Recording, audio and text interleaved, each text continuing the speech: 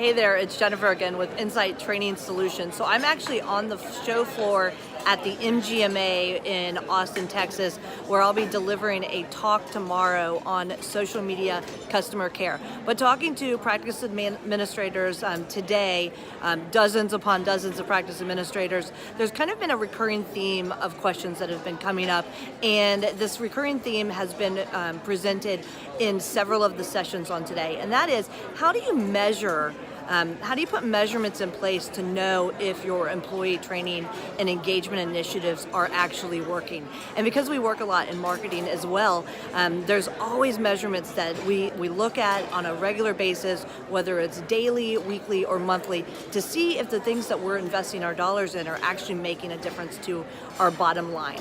So as it relates to your employee engagement and training initiatives, there's two things that I would suggest that you can consider as your baseline key performance indicators for seeing if these things are going to work. And the very first one is, look at your reputation scores now. We see that on average 87% of our online reviews are positive. So if you're going to put a patient experience training initiative into place, take a look at what it is that you can measure that relates to patient experience. And those reputation scores are something easily that you can be measuring. And if you're not measuring them now, you should be measuring them, because these are the kind of scores that you really can look at and see, can you move the needle, whether it's positive or negative, based on what you're doing behind the scenes with your employees.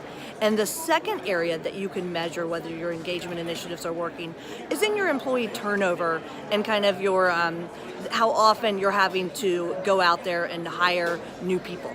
Because if you look at your employee turnover, I think the number is around 12% across all medical practices. You can look at where you stand today, put a training initiative into place, and then turn around and see if that percentage has been affected.